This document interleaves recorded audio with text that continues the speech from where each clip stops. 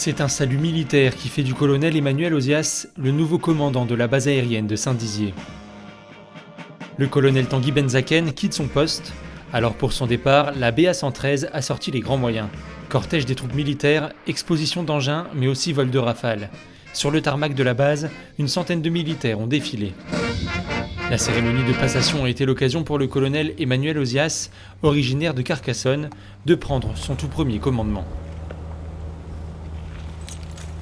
Le militaire quadragénaire connaît bien le Grand Est car il a déjà stationné sur la base de Nancy.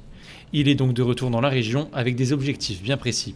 Moi, je vais me concentrer essentiellement sur la réalisation des missions, évidemment, et puis après sur tout ce qui est sur tous les aviateurs et tous les personnels de la base aérienne.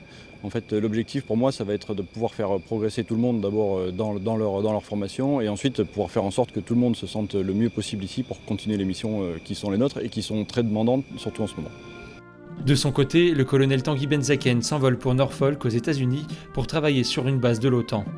Un changement assez radical pour l'ancien commandant de la base aérienne 113. À la base, on est au cœur de l'action, on fait du concret au quotidien parce qu'on traite les problèmes des gens et puis l'activité au quotidien.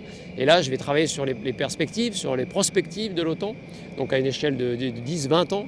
Donc ça va être très très différent, mais on a l'habitude de changer comme ça de métier quasiment à chaque mutation. Et c'est ça qui fait la richesse de ce métier. La cérémonie de passation de commandement s'est terminée avec une démonstration aérienne effectuée par les fameux Rafales de la base aérienne 113, de quoi lancer au mieux le commandement du colonel Emmanuel Ozias.